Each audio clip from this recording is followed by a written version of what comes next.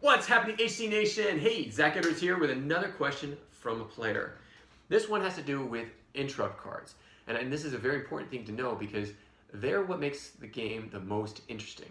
And interesting by the fact of when an opponent actually attacks you and thinks they have the upper hand, you pull out an interrupt card. You know, the cards that say interrupt right at the top of the abilities, and the whole battle changes. I mean, it's that easy. Let's take an example, Vietnam War. It says interrupt.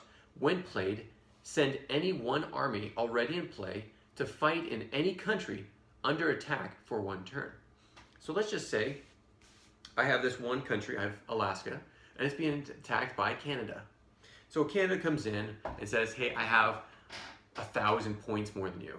So they have 1,500, I only have 500 points. Ultimately, I would lose. And because I had two people here, I would have to discard both, and they'd be able to occupy that land after the battle.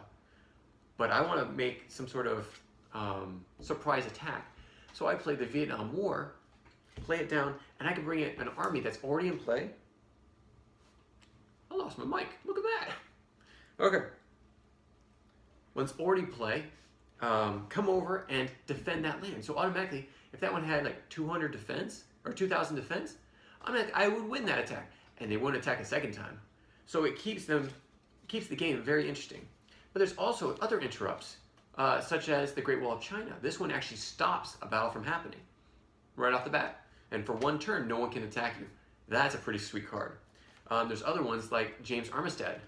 He's a spy, and so it says, when being attacked, play Armistead and win the first attack from one of your opponents. Now, this doesn't stop him from the second attack, so he'll probably still kill someone. But because he's an interrupt, you can actually play him in that land, and then from that land, if they win the second battle, it would be James Armistead or somebody else that's not as strong to go to the discard. So you just saved your land from losing for one more turn. And then the next turn you'd be able to fill back up. Now, what if the card says this? No, the card of physics is really, really important because there's something out there called Chernobyl or the atomic bomb. These interrupt cards are so important because they say something like this. Interrupt, reverse any event card played against you. That's right, if someone played the Chernobyl card against me, I would lose all my characters and my land. I don't want that. So by playing this one card, I can totally change the battle. And instead, my opponent would lose all the characters in the land that would be attacking and the land. Now, I've actually gotten into a battle where the opponent reversed my card on me, and I reversed it back on him. And one more time, he reversed it back on me. Three reverses in one attack. So it keeps the game really interesting. And there's all these different ones that are really important. There's one more I'd like to talk about. This one's the CIA. This is a really cool card because this is what it says. Interrupt. You have 10 seconds to discard an opponent's card, excluding land, or this card will self-destruct to the discard pile in 10, 9, 8, and so forth.